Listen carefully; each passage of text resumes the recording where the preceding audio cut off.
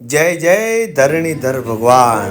મિત્રો, આજે મૂછાળા ભગવાન જે બનાસકાંઠાની ધરતીમાં આવેલું, જે ચાર ધામની યાત્રા કરી અને અહીંયા યાત્રા ન કરે એની યાત્રા અધૂરી રહે એવી બધી લોકમાન્યતા અને ભગવાનના ચરણોમાં વંદન કરીએ. અહીં જે ઇતિહાસ છે મિત્રો, 600 વર્ષ પૂર્વેનો ખરેખર જાણીને આપણે અજંબિત થઈ જઈએ કે આપણી ભારત વર્ષની અમૂલ્ય જે આપણી ધરોહર છે એ આપણે ક્યારે ન વિસરી શકીએ એવો અમર ઇતિહાસ અહીંયા બનાસકાંઠાની ધરતી ઉપર.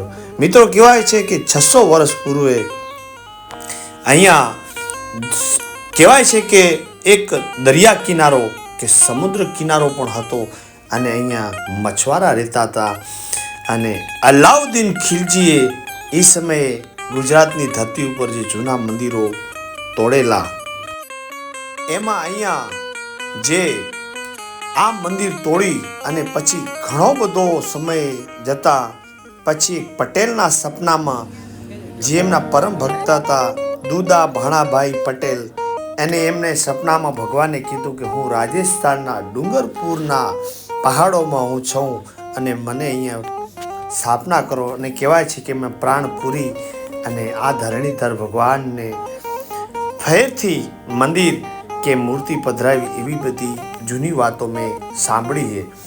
અને બાજુમાં ઢેમણનાથ છે, એના ઉપરથી જ ઢીમા ગામનું નામ પડ્યું છે.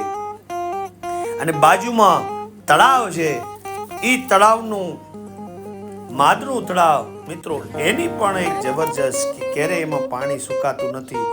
અને ત્યાં ઢેમર નામના મછવારો રહેતા હતા અને એ માછીમારી અને પોતાનું પાલન પોષણ અને સમય જતાં સમયના ઘસારાએ એ પણ અહીંયાથી પોતપોતાની સમયની સાથે નીકળી ગયા.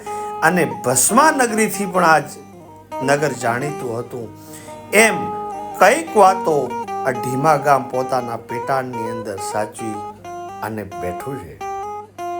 પહેલા અહીંયા વારા ભગવાનની પણ પૂજા થતી, એટલે ક્યાં ને ક્યાંય અનેક રૂપ લઈ અને ભગવાન શામળિયો, ભગવાન કૃષ્ણ કહી અનેક રૂપે પોતાની અહીંયા જેને કહેવાય સોળે કળાએ હોય તેવું આપણને લાગી રહ્યું છે.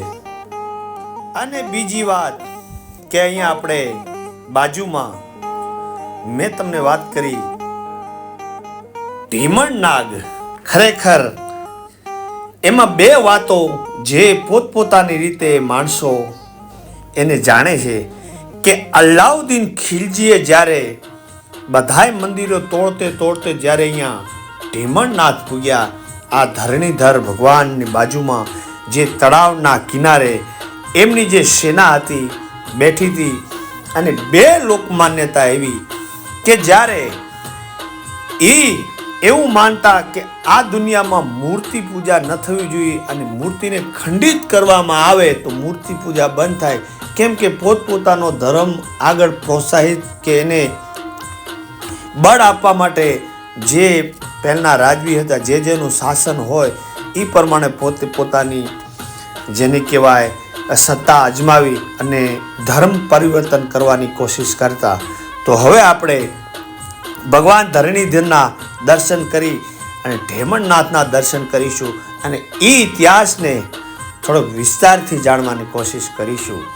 તો આવી રીતે અહીંયા તમે ગામમાં આવો તો અહીંયા રહેવાની અને ઘણી બધી ધર્મશાળાઓ, ધર્મપ્રેમી ગામ, અને તમને કોઈ જાતની કમી ના આવે એવી જેને કહેવાય ચાર ધામની યાત્રા કરીને આવે અને પછી જો ઢેમણનાથ ભગવાનની અને ધરણીધરના દર્શન કરી અને પોતાને ઘરે જાય તો એ યાત્રા સફળ થાય એવી બધી લોકમાન્યતા અહીંયા છે.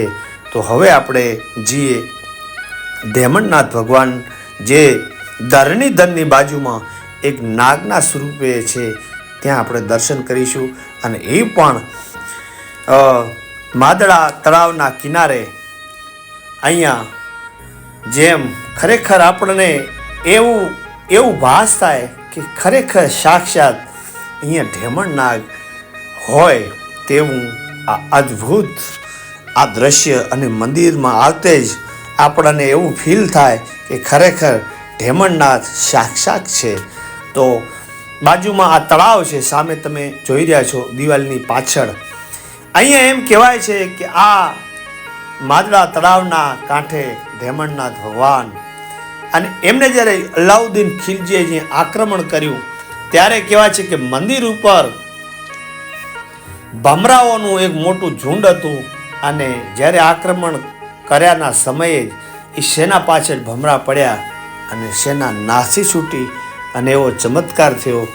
અને બીજી એવી પણ એક લોક માન્યતા છે કે જ્યારે અલાઉદ્દીન ખિલજી મોટા મંદિરો તોડી અને જશ્ન મનાવતા, એ બાજુમાં બંદૂકો ફોડી અને જે એક વિજયનો ધ્વજ ફેલાવતા, અને જે એ લોકો એ ટાઈમે જશ્ન મનાવતા, એ ટાઈમે બંદૂકની ફાયરિંગ કરવાથી ક્યાંક ને ક્યાંક ભમરાઓ તરફ એ ધુવાડો કે ગોળીબાર થતે ત્યાંથી ભમરા ઉડેલા અને એમને કરડેલા.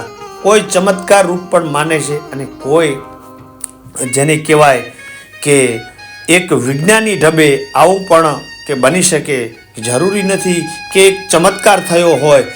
ચમત્કાર પણ જે શ્રદ્ધાળુ માણસો એ માને છે, અને બીજા એમ માને છે કે અહીંયા આ જે ડેમના કે આ તળાવના કિનારે એમને મોટો સેનાનું જેને કહેવાય જબરજસ્ત ઢૂંઢ, અને ત્યાં જશ્ન મનાવતા, ગોળીઓનો ધુવાડા અને ફાયરિંગો કરતે ક્યાં ને ક્યાં મધ ઉડેલું અને એ સેનાને વળગેલું, અને સેના કહેવાય છે ઊભી પૂંછડી અહીંયાથી જતા રહેલા.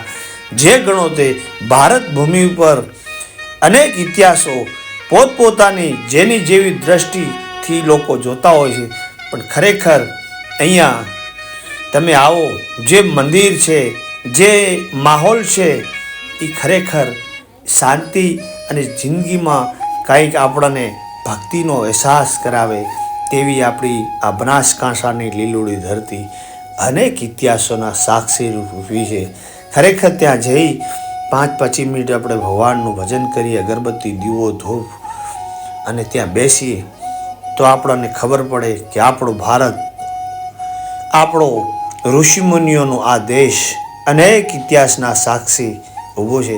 અને જેટલા વંદન કરીએ તેટલી ઓછા છે. કેમ કે આપણી ભારત ભૂમિ એ સંતોની, ઋષિમુનિઓનું અને દેવભૂમિ કહેવાય. તો આમને વંદન કરી અને ફરી કોઈ ઐતિહાસિક સ્થળ ઉપર મળતા રહીશું. રોજ 6 વાગે મળીએ તેવી રીતે.